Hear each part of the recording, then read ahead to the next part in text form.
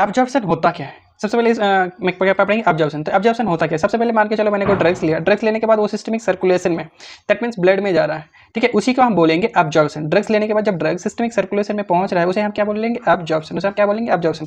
Absorption the movement of the drugs site of administration into the systemic circulation. Site of drugs का एक movement होता है कहां से लेके? साइट ऑफ एडमिनिस्ट्रेशन, लेने के बाद सिस्टमिक सर्कुलेशन में जो पहुंचने की प्रक्रिया है उसे हम क्या बोलते हैं? Drugs absorption. देखो जो एसिडिक ड्रग्स होते हैं, मान के चले एस्पिरिन, एस्पिरिन कहाँ एब्जॉर्ब होता है? अनआयनाइज होता है स्टोमक में।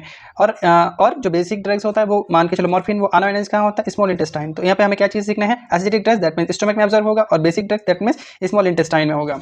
उसके बाद कौन सा मैकेनिज्म है? उसके बाद कौन सा मैकेनिज्म है एक ड्रग को एब्जॉर्ब होने के लिए?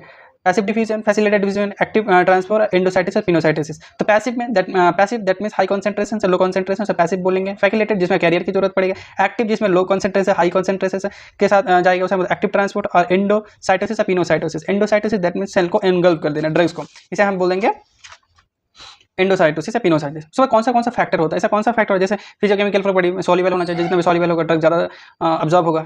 उसके बाद लाइपोफिलिक, जितना लाइपोफिलिक होगा उतना ज़्यादा सॉल्युबल होगा। आयोनाइज जितना अनआयोनाइज्ड ड्रग होगा, क्या अनआयोनाइज्ड ड्रग होगा ज़्यादा सॉल्युबल होगा। उसका मॉलिक्यूलर साइज, जितना मॉलिक्यूलर साइज ज़्यादा छोटा होगा वो क्या ज़्यादा अब्जॉर्ब होगा। फॉर्मुलेशन डोजेस ऑफ के ऊपर डिपेंड करता है। एक सिपिन इनएक्टिव होना चाहिए। कोटिंग इंटेरिक कोटिंग टैबलेट क्या होता है? डिले एब्जॉर्प्शन होता है। उसके बाद रूट ऑफ एडमिशन, कौन सी रूट पे ले रहे हैं? अगर ओरल रूट में रहेंगे तो एब्जॉर्प्शन कम होगा। उसको इंट्रावेनस में लेंगे तो ज़्यादा होगा, उसका 100% होता है। उसके बाद सबक्यूटेनियस रूट ब्लड फ्लो के ऊपर डिपेंड करता है। उसके बाद आता है फिजियोलॉजिकल फैक्टर। उसमें फिजियोलॉजिकल फैक्टर में तो गैस्ट्रोइंटेस्टाइनल ट्रैक्ट, जीआई मोबिलिटी, जितना मोबिलिटी कम होगा उतना ज़्यादा होगा। सरफेस एरिया, जितना सरफेस एरिया होगा उतना ज़्यादा होगा एब्जॉर्प्शन। ब्लड फ्लो, जितना ब्लड फ्लो ज़्यादा होगा उतना ज़्यादा क्या होगा?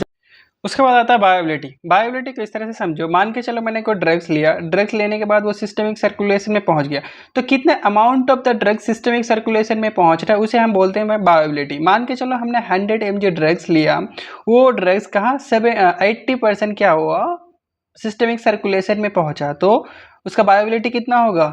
80%। मतलब कितना अमाउंट ऑफ द ड्रग्स हमने 100 लिया था, पहुंचा कितना? 80, तो उसका बायोबिलिटी कितना होगा? 80%। तो इसे ही बोलते हैं बायोबिलिटी। कितने amount of the drug systemic circulation में पहुंच रहा है इसे हम बोलते हैं bioavailability. Bioavailability it is the fractions of the drug reach to systemic circulation. कितना amount of drug systemic circulation में पहुंच रहा है इसे हम क्या बोलते हैं? बायोबिलिटी। और बायोबिलिटी का फॉर्मूला क्या होता है? बायोबिलिटी का formula area under curve oral by area under curve intravenous into 100। इसे ये है बायोबिलिटी का फॉर्मूला।